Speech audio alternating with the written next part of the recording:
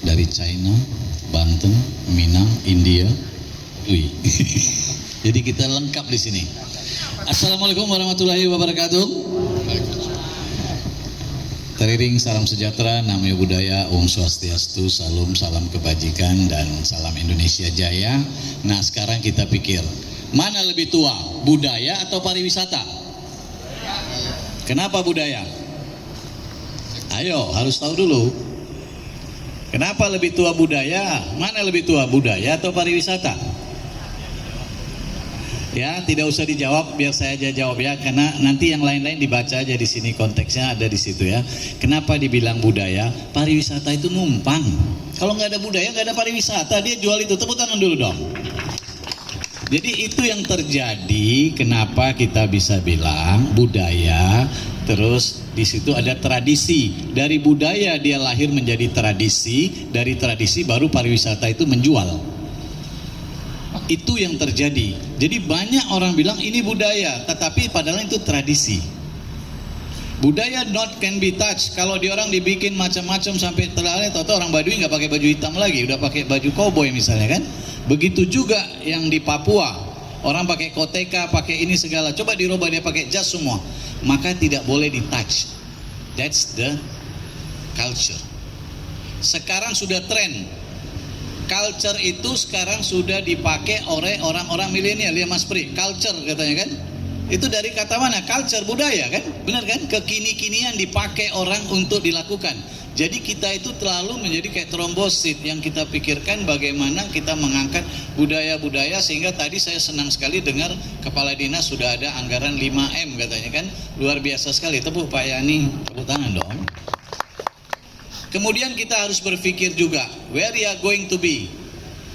Culture kita mau itu sistem atau mau culture daripada value. Apa yang dibilang culture of system? Culture of system itu adalah Singapura nggak punya budaya, tapi dia punya culture of system. You berani merokok nggak di sana? That is the culture of system of Singapura. Nggak boleh kan? Mau merokok dia takut didenda, takut ini. That's the culture. Begitu dia bagaimanapun, coba dia ke negara lain, dia lupakan karena negara lain tidak mengikutin daripada itu. Kita tidak mengikutin, kita terlalu banyak komplain di negara kita ini. Jadi ini salah, buat ini salah, bikin BGN ada bilang salah, begitu kan, ini itu, ini apa, segala semua disalah. Pasang ini nggak boleh, pasang itu nggak boleh, gini. Ini nggak ada yang syuting ini, ada kan? Oke.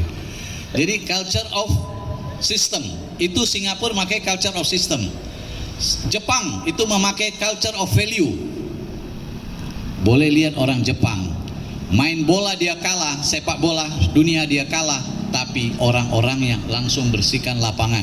Kalau kita dibakar, dirusak, diacak-acak. Jadi kita harus belajar culture. Jadi pariwisata itu dia numpang. Setelah ada budaya, setelah dia ada lagi untuk apa namanya tadi satu lagi BPT jadinya kan. Ya, jadi disitulah kita mulai melihat bahwa pariwisata itu membangunnya dari budaya. And then potensi-potensi yang ada tersebut, kami bangga sekali kepada mereka-mereka ini. Setiap kali melakukan Seba Baduy. Kemudian tadi saya lihat sudah mulai lagi mau masuk nanti untuk panjang mulut. Tidak ada yang concern, there's no government concern. Tidak ada kepedulian pemerintah, masyarakat berbondong-bondong, berbuat kapal-kapalan, buat ini uang. Apakah ini jadi kalender event dijual? No. Bukan salah dinas manapun, salah kita. Sekarang BGN harus Banten Genius Networking harus bangun, membuat, melekkan mata pemerintah. Ya.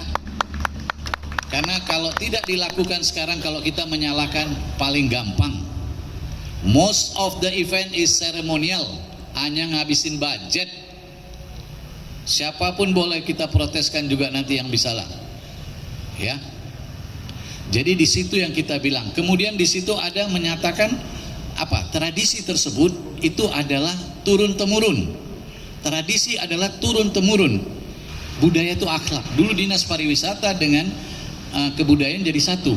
Akhirnya kami berbicara kepada Dewan dan sebagainya menyatakan karena dua sisi ini tidak bisa bersatu.